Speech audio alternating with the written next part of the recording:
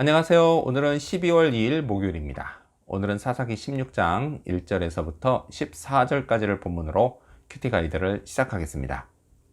먼저 오늘 이 본문을 통해 제가 묵상한 하나님은 아무 말씀도 하지 않으신 분입니다. 자, 오늘 본문에는요, 적어도 세 가지 사건이 나옵니다.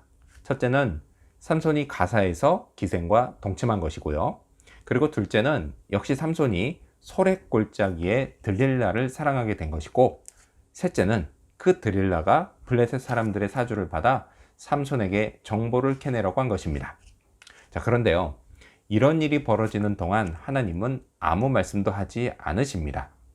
삼손이 나실인이면서도요, 아무렇지 않게 기생과, 그것도 블레셋 동네까지 가서 그렇게 동침하는데도, 또 사랑해선 안 될 위험한 여자를 사랑하는데도, 아니나 다를까 그 여자가 위험한 일을 벌이는데도 하나님은 아무 말씀도 하지 않으십니다.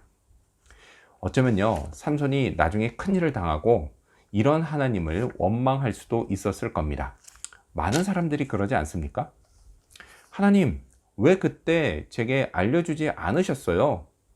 왜 그때 경고하지 않으셨어요? 왜 그때 그 위험한 상황에서 저를 깨우쳐 주지 않으셨어요? 이런 말들을 합니다. 자, 하나님은요, 제게도 그러실 때가 있습니다.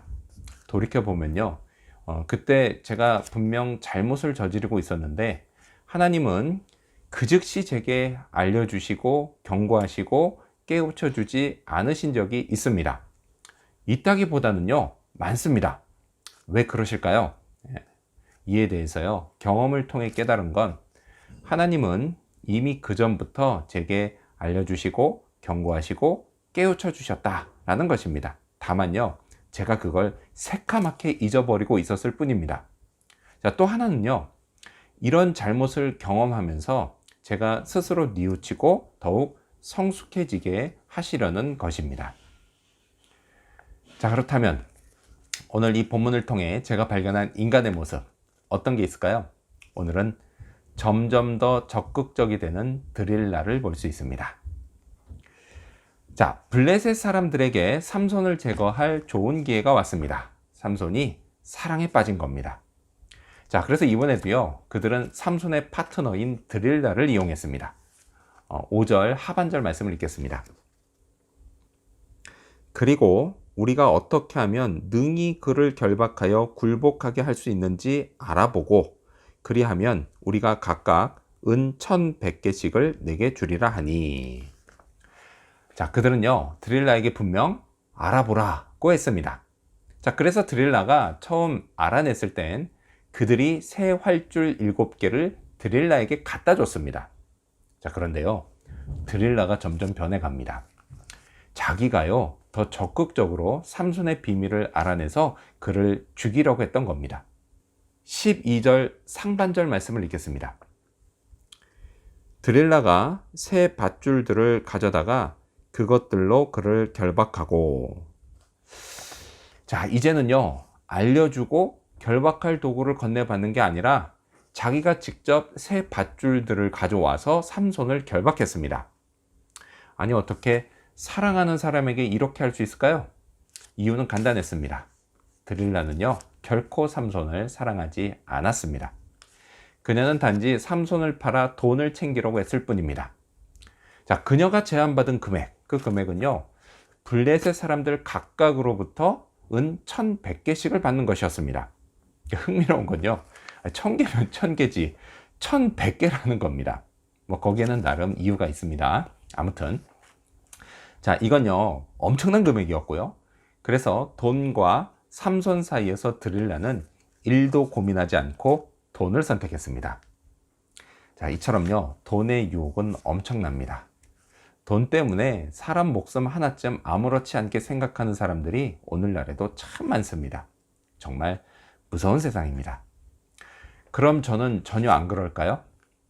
저도요, 화폐 경제 시스템 속에 살기 때문에 돈에서 완전히 자유로울 수는 없습니다. 그래서요, 비슷한 유혹을 끊임없이 받습니다. 유혹이 찾아옵니다. 정말요, 조심해야 할 세상입니다. 자, 그렇다면 끝으로 오늘 이 본문을 통해 나에게 주신 교훈이 뭘까요? 그건 위험한 줄타기는 하지 말자입니다. 4절 말씀을 읽겠습니다. 이후에 삼손이 소렉 골짜기에 드릴라라 이름하는 여인을 사랑하매. 자, 삼손의 이 사랑은 결코 인격적인 사랑이 아니었습니다. 이걸요, 원어 성경으로 보면 이 사랑이 단순한 육체적 사랑이었다는 것을 쉽게 알 수 있습니다. 자, 앞서요, 가사의 그 기생 사건만 봐도요, 삼손이 육체의 정욕에 쉽게 넘어간다는 걸 알 수 있습니다. 사실요, 육체의 정욕은 인간에게 자연스러운 현상입니다. 하지만 그렇다고 해서 이걸 다스리지 않고 아무렇게 행동하면 그건 분명 죄입니다. 삼손이 이걸 몰랐을까요? 저는 알았다고 생각합니다. 그는 나실인이기 때문입니다. 하지만요, 삼손은 위험한 줄타기를 했습니다. 그 한두 번은 그럭저럭 위기를 넘겼어요. 그랬긴 했지만 영원히 그럴 수는 없습니다. 모든 행동에는 책임이 따릅니다. 특히요, 육체의 정욕에 따른 행동은 더더욱 그렇습니다. 한 시대를 인도했던 지도자들 중에 이 문제로 넘어진 사람이 꽤 많습니다. 또요, 한때 하나님께 쓰임받아 신앙인들을 인도했던 영적 지도자들 중에도 적잖이 있습니다. 정말 안타까운 일입니다. 이걸요, 반면교사로 삼아야겠습니다. 영과 육으로 저를 완전히 파괴할 수 있는 위험한 줄타기, 그건 절대 하지 말아야겠습니다. 이를 위해서요, 거룩하신 하나님, 존귀하신 예수님, 사랑하는 성령님을 더 바라보고 의지해야겠습니다. 그분의 빛으로 제 마음을 항상 비춰야겠습니다. 오늘도 그런 하루가 되기를 소망합니다. 기도하겠습니다.